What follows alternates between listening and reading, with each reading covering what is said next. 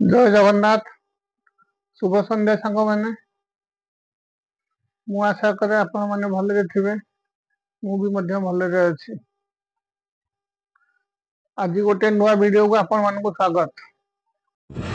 कटक रु बांकी आसवा बाटर मुंडली पूर्वर पड़ गोटे जगह पिकअप भैली आपण देखिए 5टा टाइम मयूर बहुत गुड़े मयूर से देखा पाइबे। देखु से जगार केते मयूर अच्छा माने मु आसला बेले जस्ट 4टा बाजला कि मयूर सब भितर थे जस्ट गोटे गोटे आसुले आउ टिके अपेक्षा करते मयूर आसी था बहुत गुड़े मयूर कि बहुत लोक भी आसती माने बसवा भी सुविधा कराई बहुत लोक आसिक बसते अपेक्षा करते मयूर देखापी से मयूर देखाशुणा करने आमर जड़े भाई से अच्छा डाकरे मयूर मैंने भी बाहर को चली आसती से भाई जनक मयूर को खाया पीया भी दिखते देखो 2 जन माने दर्शक हठात से भितर को चली जाते मैंने भीतर कि बारण कराला से भीतर को एंट्री क्या परमिशन ना कहीं गोटे नो एंट्री पॉइंट एमती बहुत दर्शक आदि बहुत घंटा घंटा धरी अपेक्षा करती तो मयूर मान देखिए सब मजा नियंते आपण मैंने भी आसतु देखिए बढ़िया लगे। जी भी मो चैनल रे नुआ आसुँच देखुंट प्लीज मोर चैनल को सब्सक्राइब करूँ लाइक करूँ शेयर करूँ मत फॉलो करूँ फॉलो करने भूलु ना।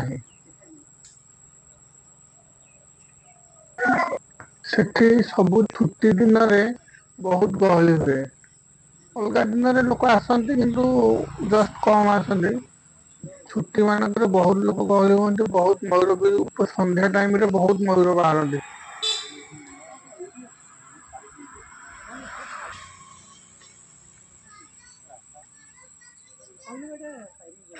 किसी समय रहा फेर घर को बाटर आसला बेले बहुत जिनस भी देखिए बहुत मनोरम जिनस भी अच्छे आप देखिए बहुत पहाड़ जंगल एमती बहुत जिनस बाटर भी आप देखिपारे बहुत बढ़िया जगह।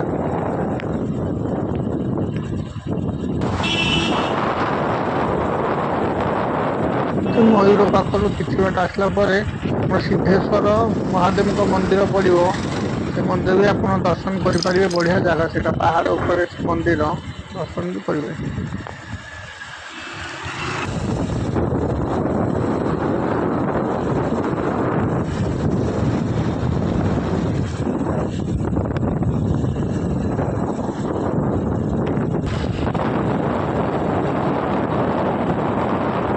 तापर आसला मुंडली रानीकोट तार भी मजा नहीं पारे बर्तमान बन्या बर्तमान नदी टे बढ़ी जाइए बढ़ी से गेट से पानी छड़ा से जगह भी देखने को बहुत बढ़िया लगे मैंने आसले भी देखिपारे।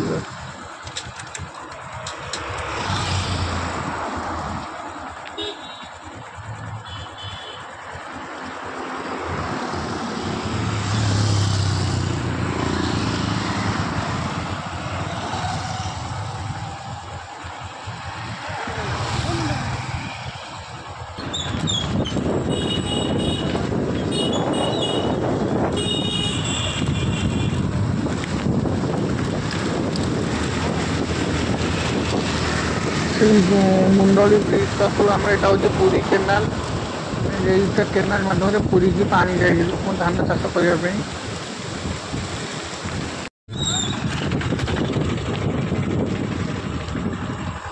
वीडियो को शेष पर्यटन देखो मजा लगे चैनल को सब्सक्राइब करूँ लाइक करूँ शेयर करूँ फॉलो करूँ। जय जगन्नाथ।